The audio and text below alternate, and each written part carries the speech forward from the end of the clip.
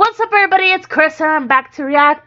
And God, it's been a long time, okay? Well, technically, I only uploaded one video last week, and then, yeah, I haven't really been doing things. Because, like I said, I went to VidCon, but I'm not gonna talk about that stuff. Also, why are my captions on? I'm not gonna talk about that until Saturday, I think. I think. Anyways, but I'm back. I am so happy to be back, and today we're going to be reacting to somebody recommended me this a creepy Christmas time story animation story by Llama Arts. I think it was Trollcoon. Is that what their name was? I'm sorry if I got that wrong, but I always love getting recommendations from you guys, and I really want to see how this goes. I'm not good with horror, so if I freak out and also I'm sick, and if I sound like a croaking dead frog, that's probably why. But anyways, enough with this yibber yabber sibber sabber. We're just gonna get right into it and see how it goes. Dun, dun, dun, dun. It was November of 2006. Mm-hmm. I was a 16-year-old kid living in the town of Altoona, Iowa. I went to bed early one night because I had to work the early shift at McDonald's. As I slept, I had a dream that I was running through downtown Des Moines, but I wasn't on a jog. I was running from something. As I ran around the corner of a building, I came face to face with my pursuer. A tall man wearing a trench coat and a top hat stood Nope. Okay, let me pause. I'm sorry, but when you see, I've heard this. My sister has seen stuff like this. Multiple people have told me this. But if you see a man like that, it's most likely the boogeyman, and you should really run for your fucking life at that point, okay? I'm just telling you now before we get into this, but that's the straight up boogeyman. in front of me. The only thing visible of his face was his eyes. They were abnormally large with black pupils, and it looked at me as if it wanted something. After what felt like hours, he reached out his bony hand, as if he wanted me to go with him. No. I woke up violently from my dream, and after catching my breath, I peered around my room to see if I was safe. As I stood up from my bed, I noticed that I could see my breath. Oh no. Feeling confused, I checked my window. It was latched shut. I then walked over and checked my vent. I could still feel warm air coming from it. As I sat back down on my bed, I tried to figure out what exactly was going on. You got a ghost? That's when the figure from my dream appeared at the foot of my bed. Yep. I scrambled back to my headboard. What do you want? I asked, trying to hide the shakiness in my voice. With the same bony finger, it pointed at me. Growing up in a religious home, I believed what I was looking at was a demon. I told the creature to leave. It just waved its finger at me, and with a low voice, it spoke to me. Never leave. Always here.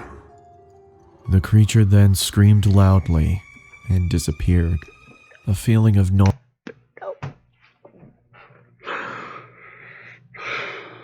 Nope. I'm sorry. Nope. Oh. Sorry. I'm sorry. I'm ear ripping you like usual, but I'm sorry. I'm not sorry, but I'm sorry. But okay. Okay. You know what? I heard what it sounded like now. The next time it pops up, I'll be ready. nausea came over me, and I vomited on my floor. The last thing I remember was cleaning myself up and waking up to my alarm.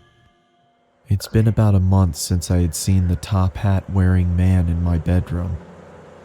The Christmas season was in full effect. My parents weren't home because they got invited to some kind of event, so it was only me and my 3 sisters at home. I had to wake up early in the morning for work, so I decided to go to sleep. I rested my head on my pillow and closed my eyes. Not even 30 seconds passed until my sisters burst into my room and started singing obnoxious songs. This of course made me very angry, but I thought if I ignored them that they would leave me alone. This was not the case.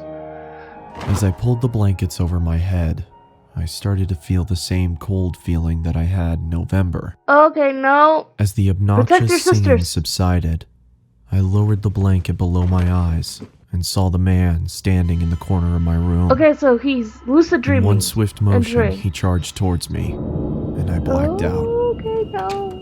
When I finally came to, I found that my sisters had locked themselves inside the bathroom.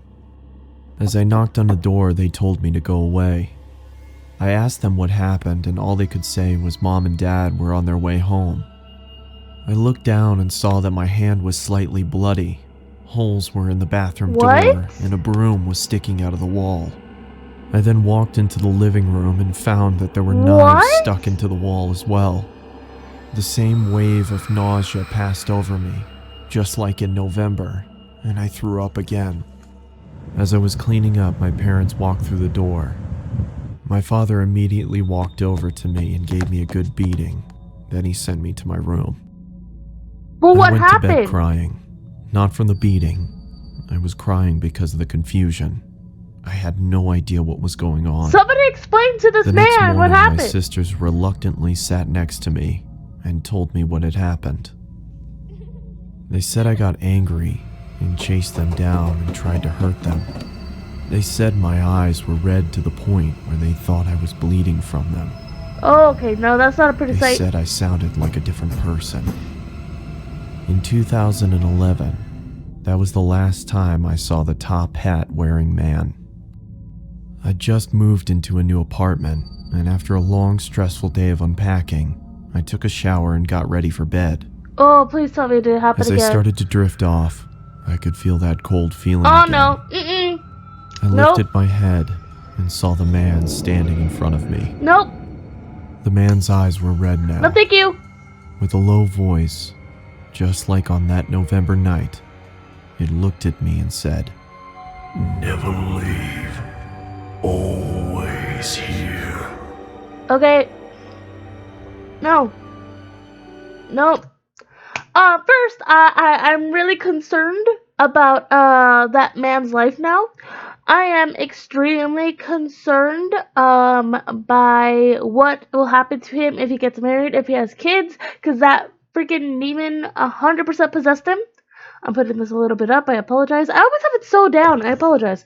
But like, no, like I would get a preacher, I would get a shaman, I would get whatever the fuck I could to get that out. Or there was some kind of weird contract made or something to have that, because if it's either the boogeyman or it's like a personal demon that's coming up and showing up in his house, and that's not okay. To the point where they can possess you and hurt the people you love, that is not flipping okay, alright? So this was, I just don't know how to feel about this. I mean, I know, but I wasn't, horror is just, this is real life, and, okay, I'm used to sleep paralysis demons, but to get possessed and hurt other people, that's a whole different level, and I'm thankful I have never reached that level, and that I'm strong enough not to reach that level. So, Trokun, good job. To be honest, I know I would have good reactions to horror. Usually have good reactions to things you don't like to watch. So like, I applaud you. But yeah, that was something. But anyways, thank you guys so much for watching me react to that. It's so great to be back, and I will see all you beautiful, unique weirdos in the very next video. I'm out, and peace.